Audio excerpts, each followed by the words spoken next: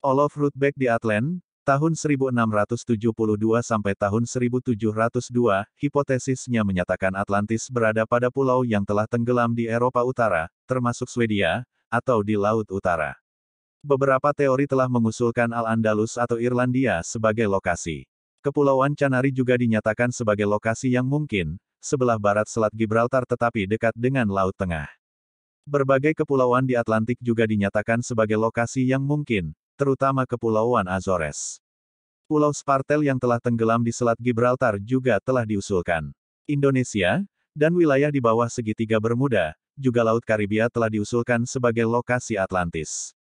Kisah benua, Kumari Kandam, yang hilang di India telah menginspirasi beberapa orang untuk menggambarkannya secara paralel dengan Atlantis. Ignatius L. Donnelly dalam bukunya, Atlantis The Antediluvian World, terdapat hubungan antara Atlantis dan Aztlan sebagai tempat tinggal nenek moyang suku Aztek. Ia mengklaim bahwa suku Aztek menunjuk ke timur Karibia sebagai bekas lokasi Aztlan. Beberapa teori yang diusulkan sebagai lokasi yang diduga sebagai lokasi Atlantis antara lain. 1. Al-Andalus. 2. Kreta dan Santorini. 3. Turki. 4. Di dekat Siprus. 5. Timur Tengah. 6. Malta. 7. Sardinia. 8. Troya. 9. Antarktika. 10. Australia. 11. Kepulauan Azores. 12. Tepi Bahama dan Karibia. 13. Bolivia. 14. Laut Hitam. 15. Inggris. 16. Irlandia. 17. Kepulauan Canary dan Tanjung Verde. 18. Denmark. 19. Finlandia. 20. Indonesia. 21. Isla de la Juventud dekat Kuba. 22. Meksiko. 23. Laut Utara. 24. Extremadura, Portugal. 25. Swedia. Ini adalah beberapa hal yang mendukung syarat untuk di mana 24 lokasi tersebut berada berdasarkan teori Plato. 1. Atlantis harus terletak di suatu tempat yang tanahnya pernah ada atau sebagian masih ada. 2. Atlantis harus mempunyai morfologi yang jelas berupa daratan dan perairan yang berbentuk klaster memusat. 3. Atlantis harus berada di luar pilar-pilar Hercules. 4. Atlantis lebih besar dari Libya dan Anatolia, gabungan Timur Tengah dan Sinai. 5. Atlantis harus pernah dihuni oleh masyarakat maju, beradab cerdas dengan keterampilan dalam bidang metalurgi dan navigasi. 6. Atlantis harus secara rutin dapat dicapai melalui laut dari Athena. 7. Atlantis harus berada dalam situasi perang dengan Athena. Pada waktu itu versi Plato. 8. Atlantis harus mengalami penderitaan dan kehancuran fisik parah akibat bencana gempa dan air laut. 9. Atlantis harus tenggelam seluruhnya atau sebagian di bawah air. 10. Waktu kehancuran Atlantis adalah 9.000 tahun Mesir, sebelum abad ke-6 SM. 11. Atlantis berada sejauh 50 stadia 7,5 km dari kota. 12. Atlantis penduduknya harus banyak yang cukup untuk mendukung suatu pasukan besar 10.000 kereta perang, 1.200 kapal, 1.200.000 pasukan. 13. Ciri agama penduduk Atlantis adalah mengorbankan banteng-banteng. 14. Kehancuran Atlantis akibat adanya gempa bumi. 15. Setelah kehancuran Atlantis, jalur pelayaran tertutup. 16. Gajah-gajah hidup di Atlantis. 17. Harus proses-proses fisik atau geologis yang menyebabkan kehancuran Atlantis. 18. Terdapat sumber mata air panas dan dingin, dengan kandungan endapan mineral, terdapat di Atlantis. 19. Atlantis terletak di dataran pantai berukuran 2000 kali 3000 stadia, dikelilingi oleh pegunungan yang langsung berbatasan dengan laut. 20. Atlantis menguasai negara-negara lain pada zamannya. 21. Angin di Atlantis berhembus dari arah. 22. Batuan Atlantis terdiri dari bermacam warna, hitam, putih, dan merah. 23. Banyak saluran-saluran irigasi dibuat di Atlantis. 24. Setiap 5 dan 6 tahun sekali, penduduk Atlantis berkurban banteng. Perhatikan bagian persyaratan untuk menjadi alasan yang disebut Atlantis versi Plato yaitu nomor 24 bahwa setiap 5 dan 6 tahun sekali, penduduk Atlantis berkurban banteng. Prasasti Kutai 4. Sang Mulawarman, raja yang mulia dan terkemuka, telah memberi sedekah 20.000 ekor sapi kepada para Brahmana yang seperti api, bertempat di dalam tanah yang suci, bernama Waprakeswara. Buat peringatan akan kebaikan budi sang raja itu, tugu ini telah dibuat oleh para Brahmana yang datang ke tempat ini. Informasi yang ada diperoleh dari prasasti Yupa dalam upacara pengorbanan. Yupa merupakan sebuah monumen yang terbuat dari batu berisi tulisan-tulisan mengenai Raja Mulawarman. Terdapat 7 buah Yupa yang menjadi sumber utama bagi para ahli dalam menginterpretasikan sejarah kerajaan Kutai. Yupa dibuat oleh para Brahman atas kedermawanan Raja Mulawarman. Dari salah satu Yupa tersebut diketahui bahwa raja yang memerintah kerajaan Kutai saat itu adalah Mulawarman. Namanya dicatat dalam Yupa karena kedermawanannya menyedekahkan 20.000 ekor sapi kepada kaum Brahmana. Leluhur bangsa Indonesia terdahulu para Brahman disebut oleh sejarawan Eropa sebagai Brahmanism. Sebelum Veda dituliskan mereka adalah kaum Saka para Aryan membawa ajarannya, Dharmik original, keluar Nusantara mendasari lahirnya Buddhism, Hinduism dan Jainism.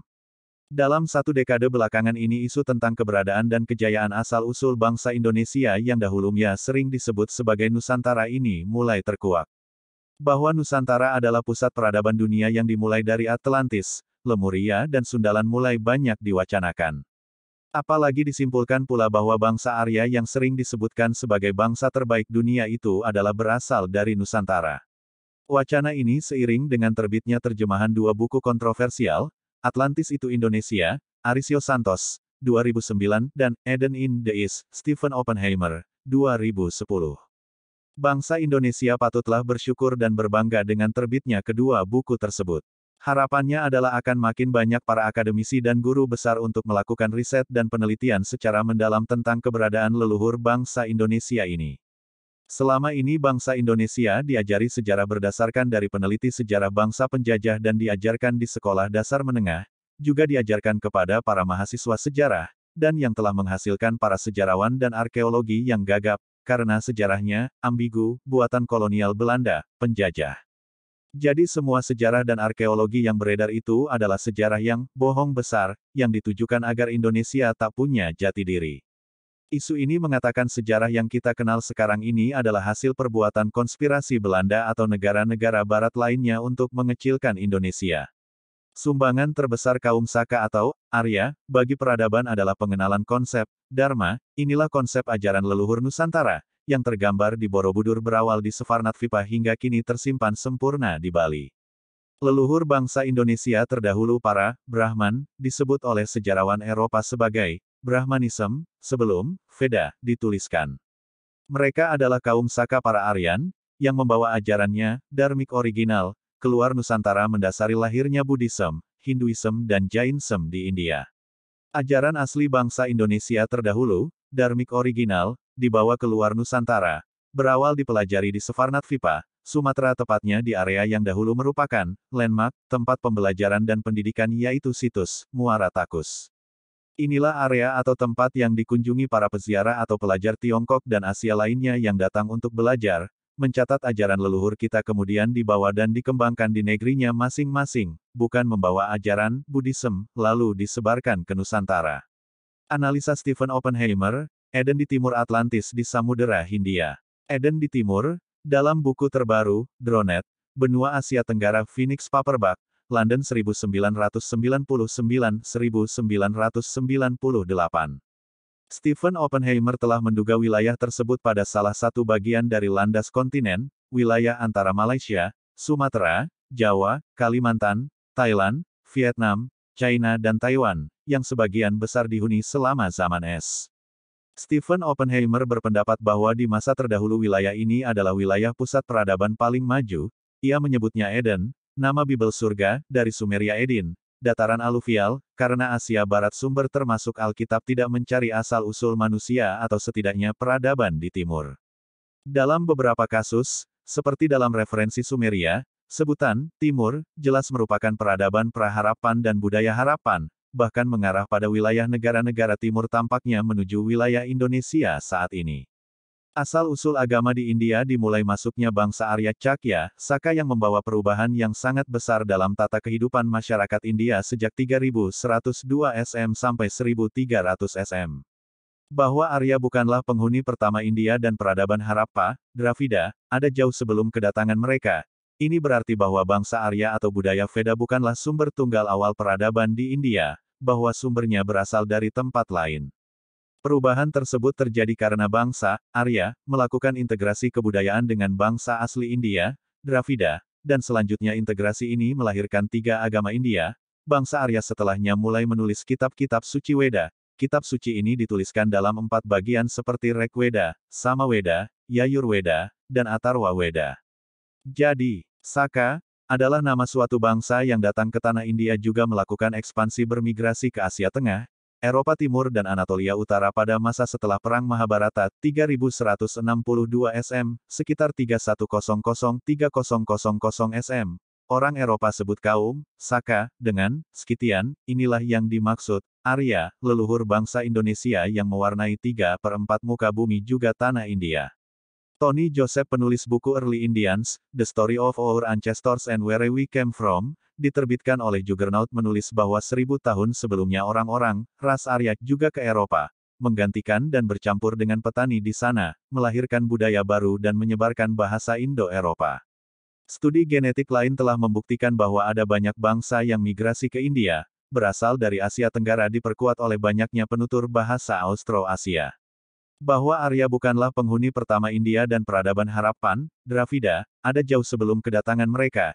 Ini berarti bahwa bangsa Arya atau budaya Veda bukanlah sumber tunggal peradaban di India dan sumbernya yang paling awal berasal dari tempat lain. Secara umum diyakini era Saka dimulai pada 78 M, studi kritis dan komprehensif referensi epigrafi dan sastra dari era Saka, kesimpulan bahwa era Saka dan era Sakanta tidak identik. Zaman era Saka dimulai pada 583 SM sedangkan zaman era Sakanta dimulai pada 78 M. Sejarah kronologis India kuno telah diajukan sejak 661 tahun karena dua zaman yang berbeda ini secara keliru dianggap identik. Sumber, Academia Edu Zaman Saka. Bahwa Arya bukanlah penghuni pertama India dan peradaban Harappan, Dravida, telah ada jauh sebelum kedatangan mereka. Mereka telah berkampanye untuk mengubah kurikulum sekolah dan menghapus setiap kata yang menyebutkan imigrasi Arya dari buku sejarah. Tulisan di atas dikutip dari Tony Joseph penulis buku Early Indians. Dari teks kalimat Mahabharata Udyoga Parva, 108 dapat ditafsirkan bahkan disimpulkan bahwa Timur, ini awal mula, ajaran, sebelum dibukukan menjadi kitab bernama Veda. Di India sebelum abad 9 M, lahir satu ajaran baru untuk membedakan bukan dua agama yang lahir abad 5 SM juga bukan Islam dengan berbasis pada Veda. Dan jika awal dibukukan, Veda, ini di India, maka tidak mungkin ada arah lokasi yang ditunjuk sebagai Timur. Disinilah sang pencipta alam semesta pertama kali menyanyikan Veda di Timur. Literasi kata Timur pada kutipan teks kalimat di atas yang dimaksud adalah Asia Tenggara. Savarnatvipa Nusantara Indonesia. Disinilah ajaran, dharmik original, berasal dan dipelajari jauh sebelum adanya ajaran yang terlahir di India. Leluhur bangsa Indonesia terdahulu para Brahman, disebut oleh sejarawan Eropa sebagai Brahmanism, sebelum Veda, dituliskan mereka adalah kaum Saka para Aryan membawa ajarannya, dharmik original, keluar Nusantara mendasari lahirnya Buddhism, Hinduism dan Jainism.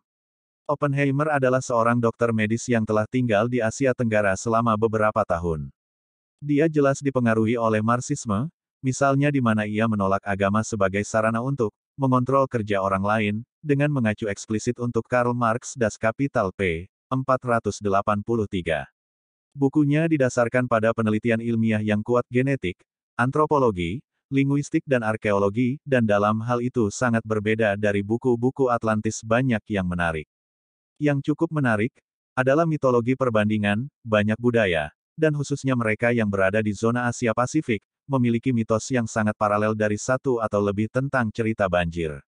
Ini bukan kiasan buram peristiwa Freudian dalam referensi bawah sadar tapi jelas sejarah untuk saat-saat bencana dalam kebangkitan dinyatakan lama berlarut-larut dari permukaan laut setelah zaman es. Sebab, memang, kenaikan ini bukan proses yang berkesinambungan tetapi berlangsung dengan benar terjadinya, yang akibat dari bencana banjir tersebut memusnahkan seluruh suku yang tinggal di dekat pantai. Yang terakhir berlangsung dengan benar tiba-tiba air laut naik seperti terjadi pada 5500 SM, setelah itu permukaan laut kembali beberapa meter ke tingkat ini. Menurut Oppenheimer, Asia Tenggara adalah wilayah dari peradaban Atlantis, sementara disebut Sundalan karena sekarang adalah benua lempeng Sunda. Peradaban Atlantis adalah pemimpin dunia dalam revolusi Neolitik, mulai dari pertanian menggunakan batu untuk menggiling biji-bijian liar sedini 24.000 lalu, lebih dari 10.000 tahun lebih tua dari di Mesir atau Palestina. Sebelum dan terutama selama banjir bertahap dataran rendah mereka, yang penduduknya disebut Sundalanders menyebar ke tanah tetangga, daratan Asia termasuk China, India dan Mesopotamia, dan dunia pulau dari Madagaskar ke Filipina dan New Guinea, di mana mereka kemudian bercampur dengan ras Polinesia sampai ke Easter Island, Hawaii dan Selandia Baru. Oppenheimer sejalan dengan para arkeolog terhadap penyebaran bahasa dalam kontroversi tentang sumber dari keluarga bahasa Austronesia, Melayu, Tagalog, Maori, Malagasy. Ia menempatkan itu di Sundaland dan wilayah atasnya yang kini mencapai pantai dari Southeast negara-negara Asia, sedangkan kebanyakan ahli bahasa mempertahankan bahwa Cina Selatan adalah tanah asal. Dari argumen menyangkut kronologi, Oppenheimer mengusulkan kronologi lebih tinggi dari Peter Bellwood dan teori out of China lainnya. Pengalaman saya dengan studi IE membuat saya mendukung kronologi yang lebih tinggi, untuk temuan baru misalnya bahwa, pra-IE, orang seperti Pelasgians dan Etruria, tidak berbicara tentang Harappans, ternyata telah lebih awal, Aryan, pendatang, memiliki secara konsisten telah mendorong tanggal fragmentasi pai kembali ke masa lalu. Alasan lain untuk tidak bergantung terlalu banyak pada teori-teori dari ahli bahasa adalah bahwa linguistik Austronesia adalah bidang yang sangat menuntut, yang terdiri studi ratusan bahasa kecil yang sebagian besar tidak memiliki literatur, sehingga jumlah ahli asli jauh lebih kecil daripada di kasus IE, dan bahkan dalam ahli bahasa kasus terakhir adalah tempat di dekat konsensus tentang pertanyaan tanah air. Bukti linguistik adalah bukti yang sangat lembut, dan biasanya data mengakui lebih dari satu rekonstruksi sejarah. Jadi saya tidak berpikir ada bukti kuat terhadap tanah air Sundalan hipotesis. Sebaliknya, bukti arkeologi dan genetik mendukung penyebaran populasi berbahasa Austronesia dari paparan Sunda tampaknya cukup. Hal ini sangat yakin bahwa beberapa Austronesia ini harus telah mendarat di India, beberapa perjalanan mereka ke Madagaskar, beberapa untuk tinggal dan bergaul dengan penduduk asli. Oleh karena itu kehadiran Austronesia beberapa kata dalam bahasa India semua keluarga, yang paling menonjol seperti pada kata, ai, bayi, ibu, seperti dalam nama gadis-gadis Marathi, Tarabai, Laksmi Bai Del, atau kata-kata untuk, bambu, buah, madu. Lebih spektakuler, ahli bahasa seperti Isidore Dien telah dibedakan kosakata umum yang cukup besar dalam leksikon inti-ganti Austronesia dan Indo-Eropa, termasuk, angka, misalnya Melayu Deva, 2, dan istilah untuk elemen. Oppenheimer tidak masuk ke pertanyaan ini, tapi mungkin menggunakan temuannya untuk menyarankan invasi Arya ke India bukan dari barat laut, tapi dari tenggara. Namun dia tidak menyebutkan legenda Manu Vaivasvata menyelamatkan perusahaannya dari banjir dan berlayar sampai sungai dari India untuk menetap tinggi dan kering di Saptasindu. Jelas, asal-usul peradaban Veda terkait dengan banjir pasca glasial, mungkin satu pemicu migrasi terbesar dalam sejarah manusia. Tamil memiliki tradisi yang akademi penyair mereka, atau Sangam ada selama 10.000 tahun, dan bahwa kursi yang bersama dengan seluruh ibu kota Tamil harus dipindahkan 3 kali karena naiknya permukaan air laut. Mereka juga percaya bahwa wilayah mereka pernah seluas dengan membentang jauh ke selatan, termasuk Sri Lanka dan Maldives, sebuah Tamil benua hilang disebut Kumarihandam. Jika legenda ini ternyata cocok dengan bukti geologi cukup rapi, akademisi kita akan salah untuk memberhentikan mereka sebagai isapan jempol dari imajinasi. Tapi India atau Kumarihandam sejalan dengan buku Oppenheimer dari Sundalan belum ditulis. Ini memang mungkin kesimpulan praktis yang paling penting yang bisa ditarik dari buku ini. Keluarga bahasa lain yang berasal di beberapa bagian dari Sundalan adalah Austroasiatik, yang meliputi bahasa Mon Khmer di Indochina. Titik demografi gravitasinya menjadi Vietnam tetapi juga Nicobar dan bahasa Munda dari Chotanagpur, pada satu waktu mungkin dipakai masyarakat dalam berbicara di seluruh Ganga. Ini adalah Mundas yang membawa budidaya padi dari Asia Tenggara ke Baskom Gangga, dari mana ia mencapai lembah Indus menjelang akhir masa peradaban di Harappan k. 2300 SM. Dalam hubungan ini, perlu dicatat bahwa Oppenheimer menegaskan bahwa budidaya gandum dikembangkan di lembah Indus, p. 19 barley menjadi tanaman favorit dari Arya Veda, Java. Berbeda dengan Mundas yang membawa budidaya padi dari India Timur dan akhirnya dari Asia Tenggara ke India Barat Laut, dan tidak seperti orang-orang Indo-Eropa Kurgan yang invasi ke Eropa dapat diikuti dengan cara jejak tanaman mereka diimpor SP. Millet, yang Arya Veda hanya menggunakan produk asli. Ini tidak membuktikan tapi jelas mendukung kecurigaan bahwa bangsa Arya yang asli lembah Indus. Mengenai polemik politik, klaim yang biasa bahwa sistem kasta dengan diskriminasi tajam dibentuk oleh bangsa Arya sebagai bangsa penyerang. Di sini, Oppenheimer menegaskan bahwa dalam masyarakat suku Austroasiatik dan Austronesian, di mana banyak dari suku-suku India berasal, kesenjangan tertanam, namun struktur kelas yang melumpuhkan Britain lebih dari negara Eropa lainnya, adalah sebagai bukan apa-apa dibandingkan dengan hierarki bertingkat dalam masyarakat tradisional Austronesia dari Madagaskar melalui Bali ke Samoa. Kesadaran ini dari peringkat demikian jelas bukan sesuatu yang hanya oleh masyarakat Austronesia dari pengaruh India nanti. P. 484. Hierarki sosial bukanlah pemaksaan rasialis oleh Arya, tapi fenomena di dekat universal yang terutama menonjol di antara masyarakat Indo-Pasifik termasuk populasi non-Arya yang paling. Stephen Oppenheimer membuat kasus yang sangat rinci dan sangat kuat untuk pentingnya budaya cekungan benua Sundalan untuk budaya kemudian di lingkungan lebar. India juga memperoleh keuntungan dari sesuatu yang diimpor dari sana. Apa yang belum hilang adalah studi serupa untuk budaya sama pentingnya dan juga diabaikan dari tanah cekung di luar pantai India. Dr. Conrad Els 2002. Stephen Oppenheimer, lahir 1947, adalah British dokter anak, ahli genetika, dan penulis. Dia adalah lulusan dari Templeton College, Oxford dan rekan kehormatan dari Liverpool School of Tropical Medicine. Selain karyanya dalam kedokteran dan penyakit tropis, ia telah menerbitkan karya-karya populer di bidang genetika dan prasejarah manusia. Oppenheimer terlatih dalam kedokteran di Oxford dan London Universitas, kualifikasi pada tahun 1971. Dari tahun 1972 ia bekerja sebagai dokter anak klinis, terutama di Malaysia, Nepal dan Papua New Guinea. Dia melakukan penelitian klinis di bidang gizi, penyakit menular termasuk malaria, dan genetika, fokus pada interaksi antara gizi, genetika dan infeksi, khususnya besi nutrisi, talasemia dan malaria.